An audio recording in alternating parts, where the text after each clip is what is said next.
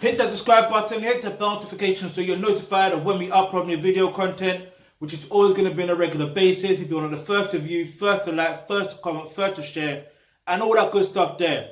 Now, in order for you to be able to use dating apps in 2020 as a man, you just need to have fun with it. You just need to not use it as something as serious. Looking for women, scouting for girls. Yeah, you don't do that.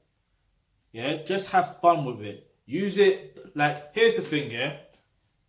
It's always when you're not looking and when you're not taking it serious when things start to happen. I'm going to repeat that again.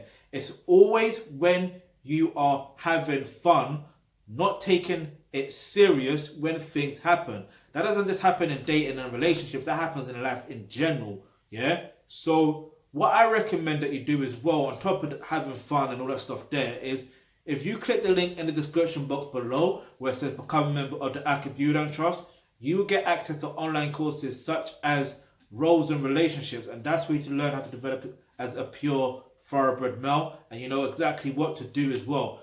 But you have to understand something very clearly. Remember this, because there's something I wanted to add and I nearly forgot and I just remembered. Basically, with dating apps, there is a high percentage of chance that you will attract, attention whores. Yeah, women love attention. Yeah, they are attention vampires. That's what they are, attention vampires. They want it, they need it, they crave it, just like vampires or Draculas crave blood. Do you get it? So they will do anything to get that attention. So what I recommend that you do to avoid, or reduce your attention whores, or is simply just, as well as having fun, give them one strike opportunities. So the moment you ask for their number, they don't give it to you, move on to someone else. You do not have time to ask for their number again. You don't. And if they ask for your number and you give them your number and they haven't called you or whatever, or they haven't texted you, just continue to keep it moving. Because one day they'll call you, maybe they won't.